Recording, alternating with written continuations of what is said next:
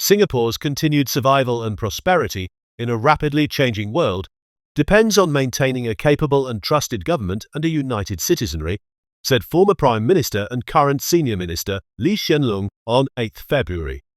Speaking at a Chinese New Year dinner at Techie Community Club, amid public concerns over cost of living and housing, Hsien outlined the government's plans to address immediate challenges and secure long-term growth ahead of the general election, which must be held by November 2025.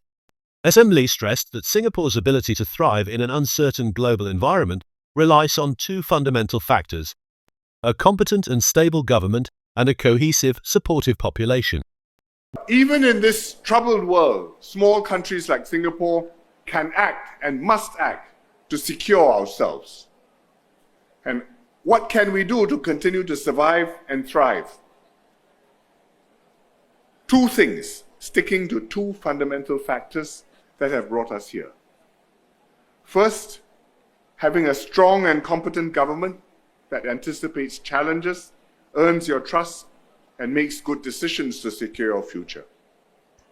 And second, staying united as one people who understand the world we live in and the challenges we face, and work closely with the government to make our dreams a reality. Very often in other countries, you look around us, the government fails to deliver, and every few years the country changes government. This one doesn't work, toss them out, try again. And each time people hope for a better future, but each time they hope in vain. And then they get political churn, policies are incoherent, stop, start, forward, reverse, try something else, and they lose many opportunities to improve their lives. Singapore has been exceptional. We've enjoyed strong trust and partnership between the government and Singaporeans for more than 60 years. And this is why we have been able to make consistent progress decade after decade, instead of chopping and changing course every few years. And that is how we have built today's Singapore and reached SG60. This government understands the challenges ahead, and we've worked out plans to take Singapore forward amidst the uncertainty, just as we have done for so many decades. We continue to support you on immediate cost of living concerns, especially families who need help the most. Households received $300 in CDC vouchers in January, on top of $800 disbursed last year. And you would also have received GST vouchers, U-Save rebates, public transport vouchers, and many other forms of support. And there's more help to come in the upcoming budget. Housing remains a key priority. HDB has caught up with the COVID backlog and is on track to launch more than 100,000 flats by this year, counting over 5 years since 2021. 100,000 flats in 5 years. And the new framework, Standard, Plus, and Premium BTO flats, Standard Plus and Prime BTO flats, will help keep BTO flats affordable and available to all. Beyond immediate issues, we are investing heavily in Singapore's future. Investing in people, in your education, your training, your upskilling, so that our youths and workers have the skills to remain competitive and secure good jobs, even as the economy is transformed with new technologies, with robots, with AI. But we learn the new skills, we do the new jobs. We are investing in our country and our infrastructure. We are building Changi T5 and Tuas Megaport, which will make our world-class airport and seaport even better. We are building new train lines and expressways, like the Thomson East Coast Line, the Cross Island Line, and the North-South Corridor, going through Ang Mo Kio and Teck Ghee, to improve connectivity and convenience for all.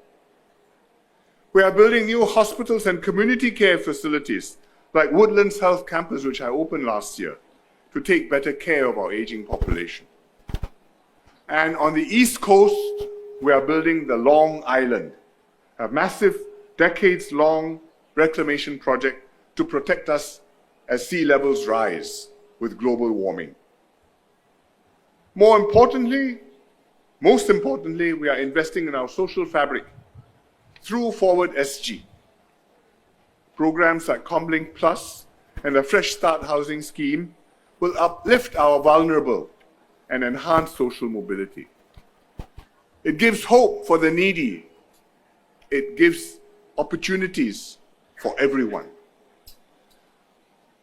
We recently launched SG Share. This is a national regular giving program linked to SG 60 and Comchest. It will spur volunteerism and strengthen bonds amongst fellow Singaporeans. So we are building a Singapore where every citizen belongs, where everyone will have every opportunity to succeed, no matter what your starting point in life, and where all share a sense of participation and purpose, and where we take ownership of our nation's future together. Despite the speech's focus on governance, unity, and social programs, public reaction remains divided. Comments on CNA, The Straits Times, and Leon He Zhao Bao reflect frustrations over rising costs and perceptions of declining leadership effectiveness. Some commenters criticized what they saw as repeated rhetoric. All these speeches about unity and strength feel like recycled rhetoric. People want real solutions, not reminders of past achievements, said one commenter. Others questioned leadership credibility, pointing to ongoing controversies such as the Iswaran case, which has raised concerns about accountability in governance. Some users compared the current leadership unfavorably with the late Lee Kuan Yew, with one remarking, "We need a government with competence and vision, qualities we had under LKY but seem to lack today." Calls for greater opposition representation and political change were common among those dissatisfied. However, there were also voices supporting continuity, with one commenter arguing that the People's Action Party remains Singapore's best option for navigating future challenges.